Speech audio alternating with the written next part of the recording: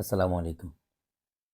জাতীয় স্মৃতিসৌধ ঢাকা থেকে অনেক বাইরে, মোটামুটি ২৫ কিলো দূরে, সাভার থানার নবীনগরে। আমার বন্ধু মাঝহার ওখানে থাকে। ওর সাথে কথা হয়েছিল যে ওর অফিসে যাব। যাই হোক, ওর অফিসে গিয়ে সে রাত, গত শুক্রবার সে রাত ওখানে থাকলাম। আর পাশেই যেহেতু স্মৃতিসৌধ, এই যে বন্ধু মাঝহার, স্মৃতিসৌধটা ঘুরে আসার একটা সুযোগ হলো। ২০১৭ সালে আমি গিয়েছিলাম প্রথমবারের মতো, এবার দ্বিতীয়বার গেলাম ওখানে।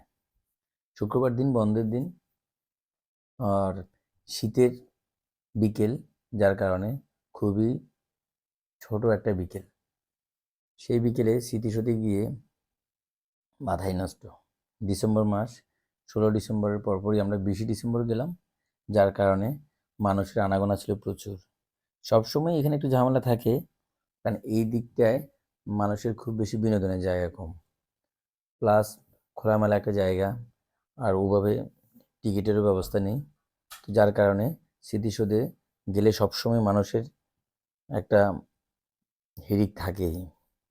7টা স্তম্ভে আমাদের এই স্মৃতিসৌধ, 7টা স্তম্ভই ত্রিভুজাকৃতির, আর উচ্চতা অনেক, প্রায় 150 ফিট। প্রতিটা স্তম্ভই আমাদের আলাদা আলাদা গুরুত্ব বহন করে। বিশেষ করে 1952, 54, 58, 62, 66, 69, 71। তো আর এরিয়াটা অনেক বড়, অলমোস্ট 84 একর জমির উপর গড়ে উঠেছে এটা। তো বন্ধুকে বললাম এখান থেকে লাইভ করা যাবে কিনা। সে বলল এই এলাকায় গ্রামীণ ফোনের নেটওয়ার্ক প্রবাবলি কম থাকে, স্তম্ভের সামনে থেকে ওভাবে লাইভ করার সুযোগ হয়।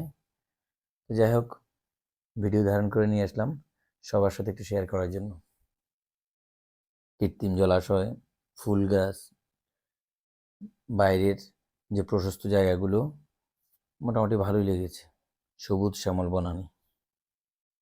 আর বর্ষাকাল হলে হয়তোবা আর একটু ফলজ বনজ ওষুধি গাছের সমাহার থাকতো। যাই হোক, সন্ধ্যা নেমে আসলো, আমরা খুব বেশি সময় পাইনি ঘোরার জন্য, আর অনেক ভিড় ছিল। তো এই যে ফুল গাছগুলো আসার সময় একদম মনটা ভরে দিল, তাজা ফুল দেখে অনেক ভালো লাগলো।